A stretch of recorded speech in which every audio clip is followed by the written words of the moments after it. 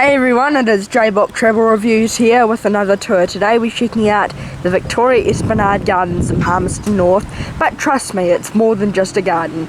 Let's see what this attraction has to offer. Kicking off the tour, let's check out the Central Energy Trust Wild Base Recovery Centre, which is a national rehabilitation centre for native New Zealand birds. And also this very recently opened within the last year and a half, and best of all, entrance is free. We love a free attraction. So we're currently in the Wild Base Recovery's massive free flight aviary, and look who's come to say hello. This is Big Boy, the tuatara. He's just come out of his hole. It is quite hot and he's under some trees, so it's quite hot. So I can understand why he's under the shade. Posing here in the tree for us, that's the New Zealand native wood pigeon, or kiriru. Now checking out the Power Co-Education Centre, also in the Wild Base Recovery Centre.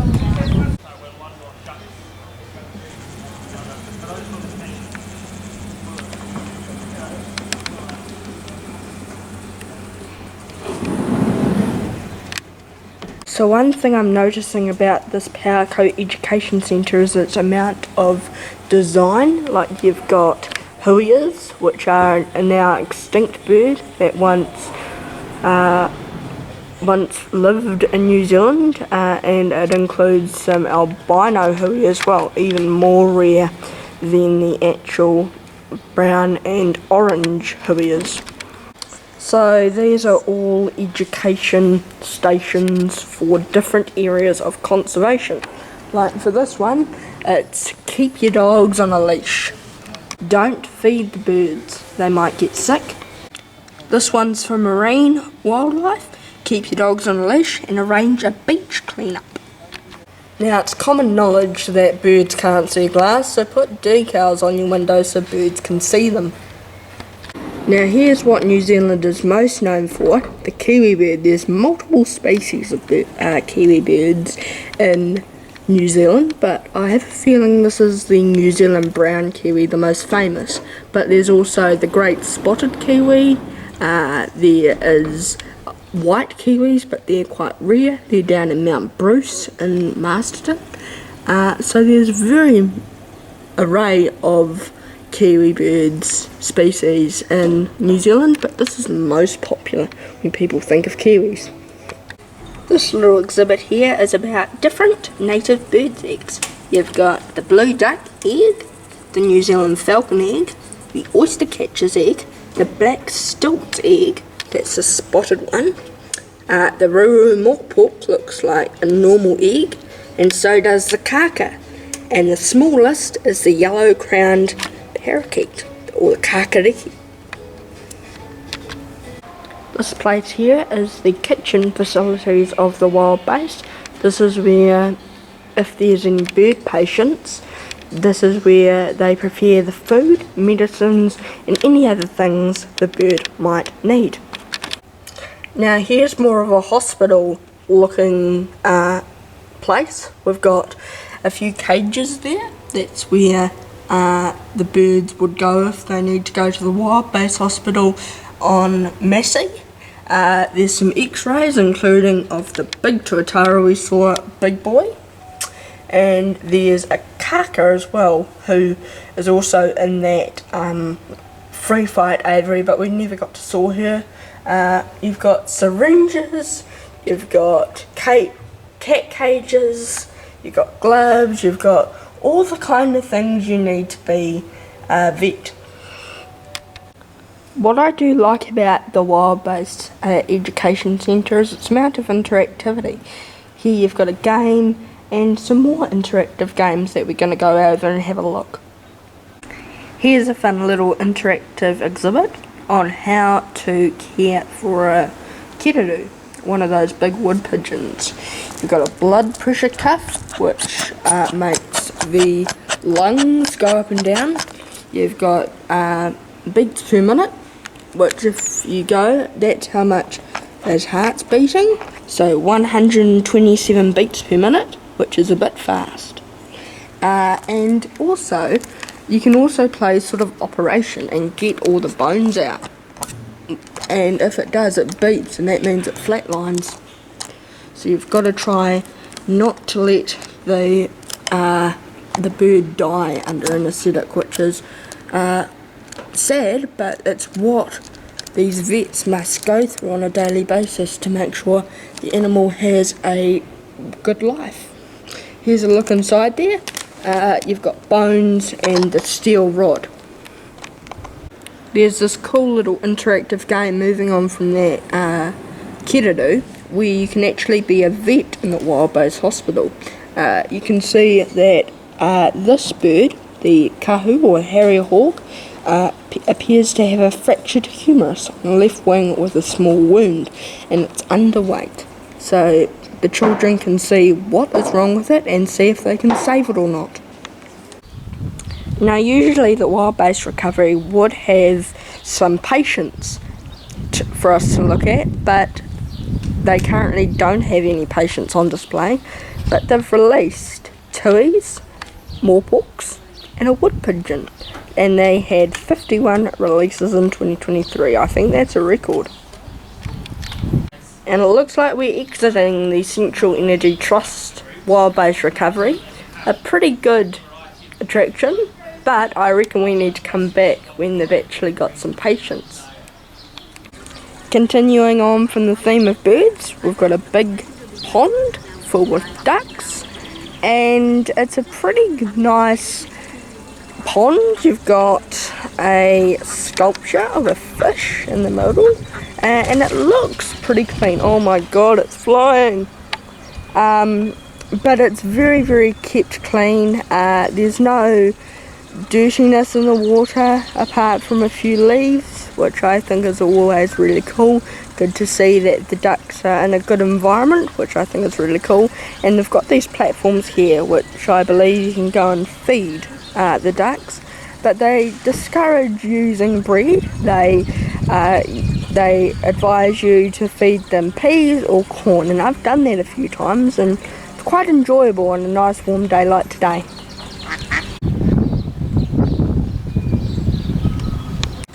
Now checking out the Peter Black Conservatory.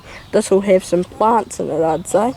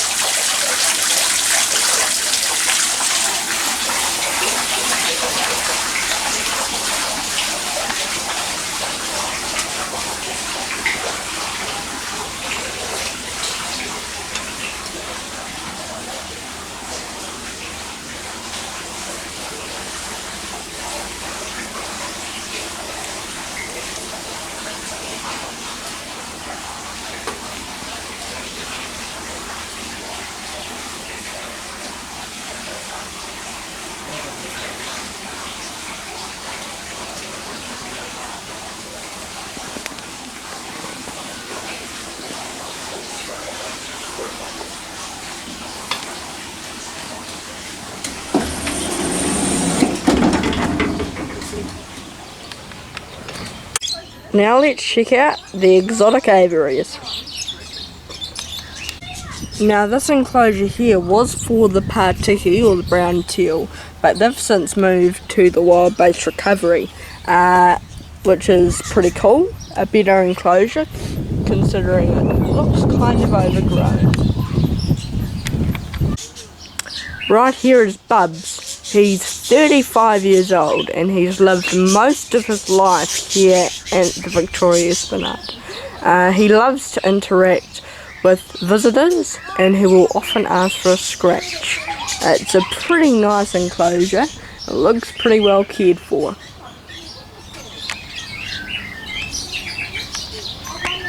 I do like this about the Victoria Esplanade.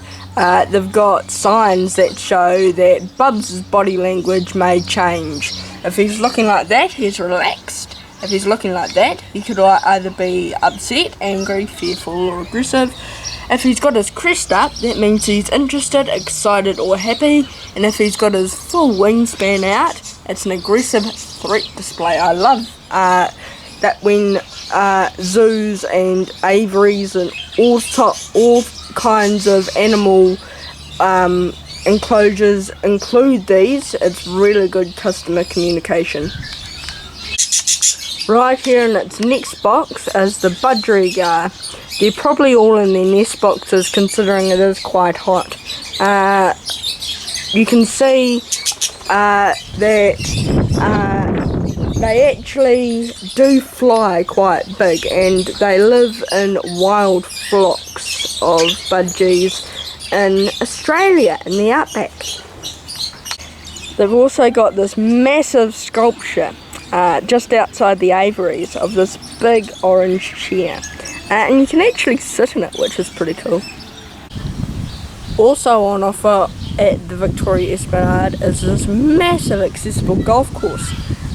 This just opened probably about 6 months ago, and I like this because it's accessible and not many golf courses, mini golf courses or even golf courses around this region or perhaps around the country don't have accessible. So it's very, very cool that the Lions mini golf at Victoria Esplanade is open to all abilities. Sadly, it's not open on our visit. And just a little update on pricing. It is $8 for adults, $4 for a child, and a family pass is $20, and there's FPOS available. But seeing as it is the school holidays soon, it's open from Wednesday the 20th of December. And there's also ice creams and refreshments available. And here's another look at some of the holes in the golf. This is the final golf hole, 18th, and it looks pretty good. Now the Victoria Esplanade also has this massive playground. There's climbing structures, there's flying foxes, there's slides, there's climbing structures, and there's shade as well, which is also always really cool on a nice hot day. And for the little ones, to start training early, there's a road safety park as well, complete with traffic lights, roundabouts, all the things that would happen on the road. And there's also bike parking as well, where you can park your bike. And there's also a repair stand as well, where you can tune up your bike if it needs more air in its tyres. So this is an amazing park for people to learn how to use the road. Right by the playground, you've got the Palmerston North Esplanade Railway. It's not running on the day of our visit, but it opened on the 1st of November 1969, so it's just turned 53 years old. And it's 2.2 kilometres. And it extended in 1998 to build this station right by the playground. And here's a look at the pricing. A return ticket, so the full circuit is $3. A halfway ticket to the station right by where we first started, that's $2. Or if you rather, you can get a concession card which is $20 for 8 return rides, which I think is really good value. And here's a look of what the train tracks look like. They go all the way down there, and it comes out here, so it's 2.2 kilometres. We're sitting at the platform to the other station. And here's the maintenance yard. That's probably where all the trains will be. My guess as to why they're not running, well, it's probably going to be operating in the school holidays. It's got a few days left to go now, but that's probably where they all are, and that's where also they get fixed.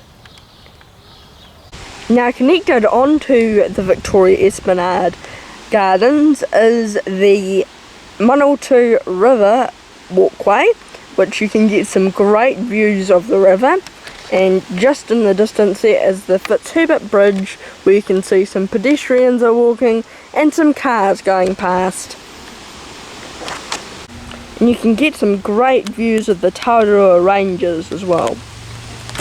Now, the Victoria Esplanade also is known for its amazing natural beauty, like this amazing forest bushwalk.